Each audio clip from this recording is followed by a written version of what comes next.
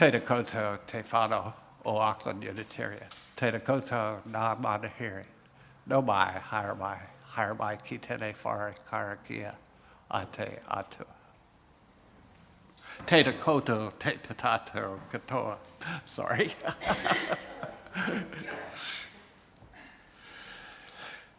We welcome you into this space made sacred by Auckland Unitarians for 118 years and 11 months or something. Come into this place which we make holy by our presence. Come in with your vulnerabilities and strengths, fears and anxieties, loves and hopes. For here you need not hide, nor pretend, nor be anything other than who you are and are called to be. Come into this place where we can touch and be touched, heal and be healed, forgive and be forgiven. Come into this place where the ordinary is sanctified, the human is celebrated, the compassionate is expected. Come into this place together. We make it a holy place. Let us now worship together, remembering our worship service is our excuse for morning tea. It is a time of connection and reconnection. It is our sacrament of hospitality. Please join us. It won't be complete without you.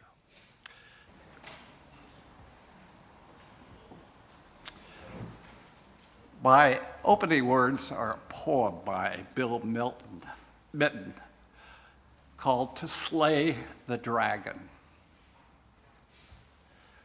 Throw off the soft cheeks of childhood, but not the joy nor laughter. Let not the dragon's roar stop your eyes and ears. All that was fresh and wonderful still is. Keep them near against the cold times. Hold to your dreams, no matter who or what. Do storm against them. Listen to the song within you. Let not fear the dragon mar the music. Be as bold in your giving as you can. Hold not your heart to ransom. Though the path may pitch and roll, plant your feet with care. Be steady in your stance and gaze. And then, when time be right, tread a measured and deliberate step. By these things, the dragon is held at bay. Know your worth in sinew, steel, and gold. Yet rejoice only in the former.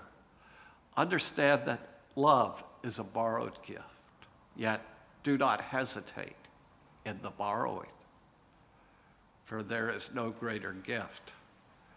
Let it be your strength against the dragon's claws. Learn well what lies within your heart, and you shall surely soar with falcons. Fear not the horizon, for its distance is of your own making. Understand the nature of all things.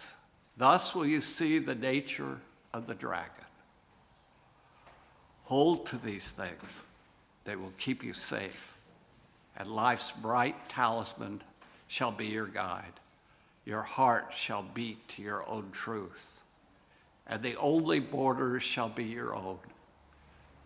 Till at the sunset, your own tall sun shall bear witness upon the body of the dragon you have slain.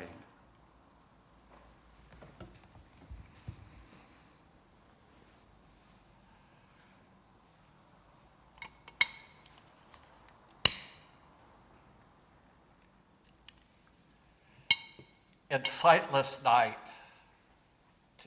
terrors draw near, nameless fears of talon and tooth. Fly into our dreams unbidden with breath of fire.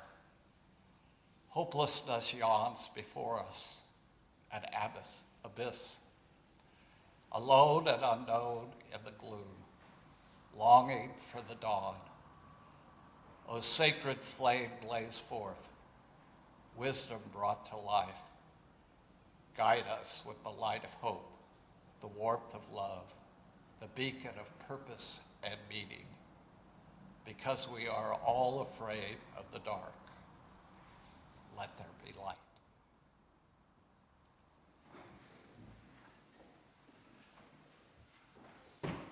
I've made no secret of my fascination with dragons. I've read a number of stories featuring dragons to the children at Time for All Ages. A film depicting these flying fireballs armored with scales is certain to entice me to watch. If you were to browse my extensive audiobook library, at least 1 out of 3 are about the protagonists engaging with dragons. As you will see, these turned out to be theology textbooks. So it was only a matter of time before I gave a sermon on them. That time is today. What captured my imagination, the required first step in writing any sermon, was encountering the phrase, "Here be dragons." It is associated with ancient maps. But before exploring why, I realized I needed to learn more about them than the little I had gleaned from one of my favorite dragon movies, How to Train Your Dragon. Dragon tales are known in many cultures, from the Americas to Europe and from India to China. The word dragon comes from the ancient Greek word drakonta, meaning to watch, suggesting that the beast guards treasure, such as mountains of gold coins or gems. But this really doesn't make sense, because a creature as powerful as a dragon surely doesn't need to pay for anything, right? It's probably more of a symbolic treasure, not for the hoarding dragon, but instead a reward for the brave knights who would vanquish the evil beasts. Dragons are one of the few monsters cast in mythology, primarily as a powerful and fearsome opponent to be slain. They don't simply exist for their own sake. They exist largely as a foil for bold adventurers. It's not clear when or where stories of dragons first emerged, but they were described at least as early as the age of the ancient Greeks and Sumerians. For much of history, dragons were thought of as being like any other mythical animal, sometimes useful and protective, other times harmful and dangerous. That changed when Christianity spread across the world. Dragons took on a decidedly sinister interpretation and came to represent Satan. In medieval times, most people who heard anything about dragons knew them from the Bible, and it's likely that most Christians at the time believed they literally existed. After all, Leviathan, the massive monster described in detail in the book of Job, chapter 41, sounds like a dragon. See if you don't agree. Its back has rows of shields tightly sealed together. Each is so close to the next that no air can pass between them. They are joined fast to one another. They cling together and cannot be parted. Its snorting throws out flashes of light. Its eyes are like the rays of dawn. Flames stream from its mouth. Sparks of fire shoot out. Smoke pours from its nostrils as from a boiling pot over burning reeds. Its breath sets coals ablaze, and flames dart from its mouth. Sounds like a dragon. The belief in dragons was based not just in legend, but also in hard evidence, or at least that's what people thought long ago. For millennia, no one knew what to make of the giant bones that were occasionally unearthed around the globe. And dragons seemed a logical choice for people who had no knowledge of dinosaurs.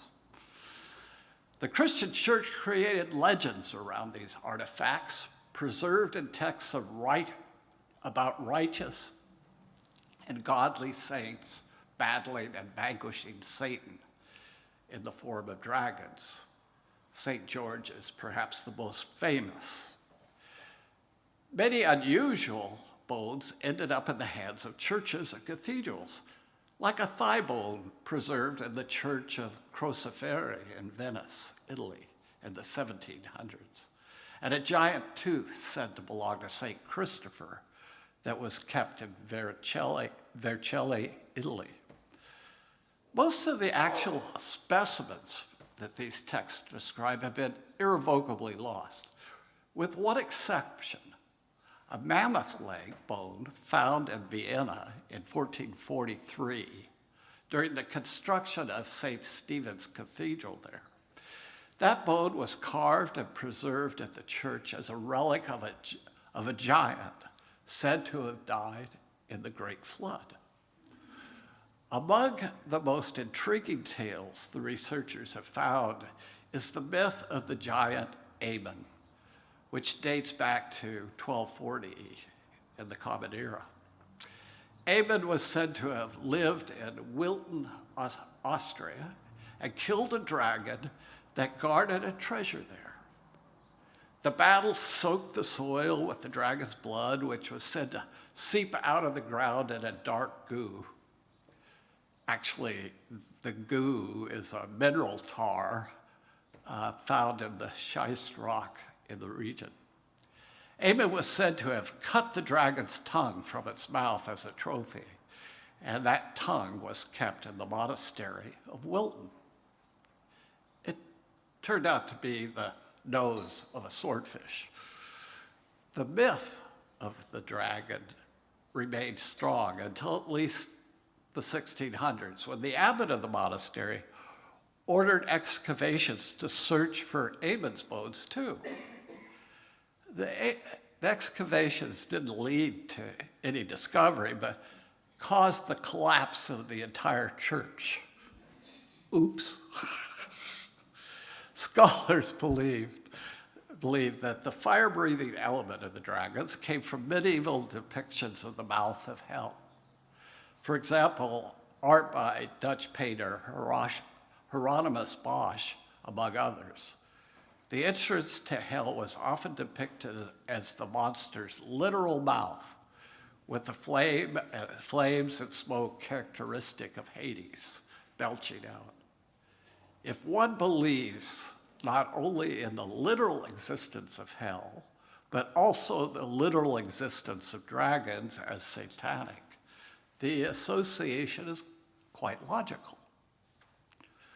It turns out that belief systems had much to do with the association of dragons and ancient maps, many of which picture sea dragons, serpents, and monsters. In addition to possibly fictitious sea monsters, real exotic animals such as elephants, scorpions, and lions appeared on the maps in the actual lands where they could be found. Some historians have inferred that mapmakers thought the sea dragons equally real. Perhaps they were artistic renderings of sailors' actual descriptions of a giant squid or octopus, whales, and other amazing creatures never encountered before. Historians also know many maps were not meant to be accurate representations of real geographical features. Who knew? Instead, they were to show cosmological and religious ideas. they were intended to be statements of belief. They are symbolic of the worldview of the cultures of their creators and are reflections of the religious beliefs of the societies of their times. We look at early maps through a cosmological lens. The sea monsters in waters west of Europe might represent something more symbolic, though no less real to their makers. These creatures might warn of uncivilized pagan territory where evil awaited. For literate monks who made early maps, the geography of the world had to fit with their religious ideas. These maps reflected their faith in a divine order and a plan for humanity. Not surprisingly, Jerusalem lies at the center of their world maps, and they are oriented east towards the Garden of Eden and the Holy Land, not north. Dragons, filled or not, ancient religious maps and modern travel maps warn us of dangers and guide us through safe passages. We need maps and modern GPS devices to accurately reflect reality and get us from here to there. We need illustrated maps to show us places we might only explore from our armchairs. We also might need or want maps to indicate where our life journeys should take us, which sea channels to choose, and where the safe harbors lie. But unless we believe in oracles and fortune tellers, we must navigate the world without them.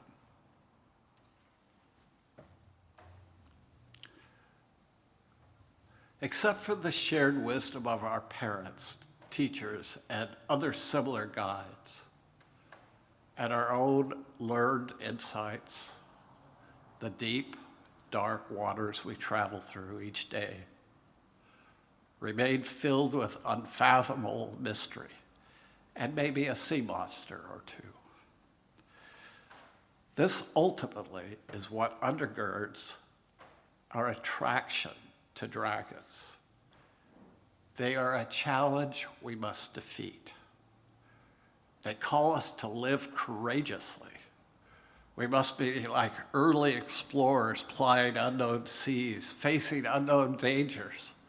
They offer us the opportunity to become the hero in our own stories by being spiritually courageous. To be spiritually courageous is to be vulnerable. It is to open our hearts and souls to possible pain. Spiritual courage means facing no clear answers to life's many questions. Spiritual courage means taking the time to listen to other people's answers, trying out new solutions for yourself, and even changing course when what you're doing isn't working. At a minimum, this includes taking the risk of accepting a new job or not, getting married or not, or moving from New Zealand to Australia or not. These decisions take courage because they risk unhappiness. Because these choices typically involve limited risk, they don't require overwhelming courage. These decisions can be reversed or might even generate new, better choices. At most, spiritual courage includes taking larger, more difficult risks, like facing our fears. I think the most difficult existential fear we avoid is the fact of our own mortality. Immortal gods we aren't. It takes spiritual courage for an LGBTQI person to come out of the closet. They connect within into a strength that lets them say to the world, "This is who I am." They connect to their hearts, which enables them to stop living someone else's idea of who they should be. It takes spiritual courage for someone who has been directed all their life by family members to be a doctor or a lawyer to finally say, no, I want to be an artist or teacher or plumber. That person has faced their fears and also decided to stop living someone else's idea of who they should be. It takes spiritual courage to ask, who am I? Does my life have purpose or meaning? For me, life is made meaningful by ministering to others, by listening to you, by walking with you through life and death, and by standing beside you as you open yourself to your own answers. It takes spiritual courage to map out our values, to ask, am I living in accord with my values? What am I avoiding? What am I frightened of?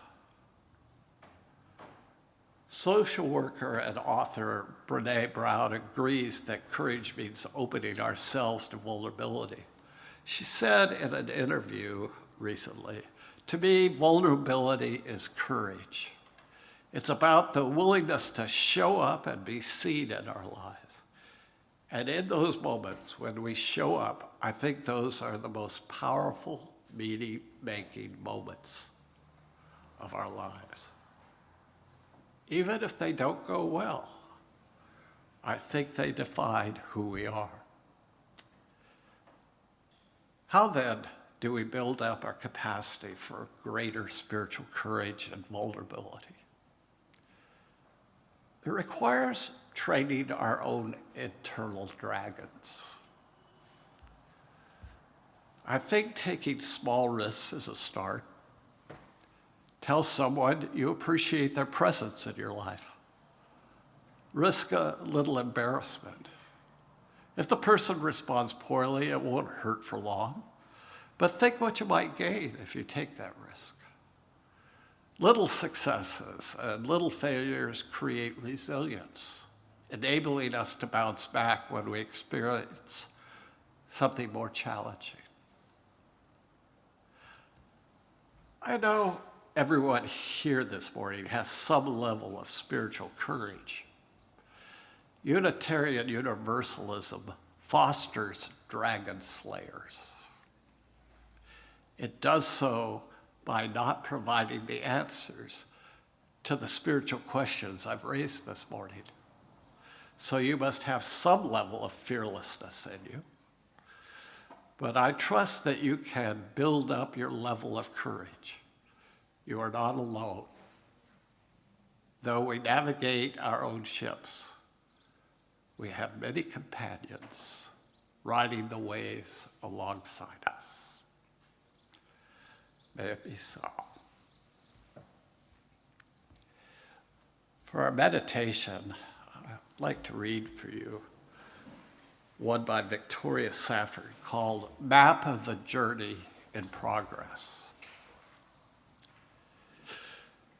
Here is where I found my voice and chose to be brave. Here's a place where I forgave someone against my better judgment, and I survived that. And unexpectedly, amazingly, I became wiser. Here's where I was once forgiven, was ready for once in my life to receive forgiveness and to be transformed. And I survived that also. I lived to tell the tale. This is the place where I said no more loudly than I thought I ever could. And everybody stared, but I said no loudly. I said no loudly anyway, because I knew it must be said.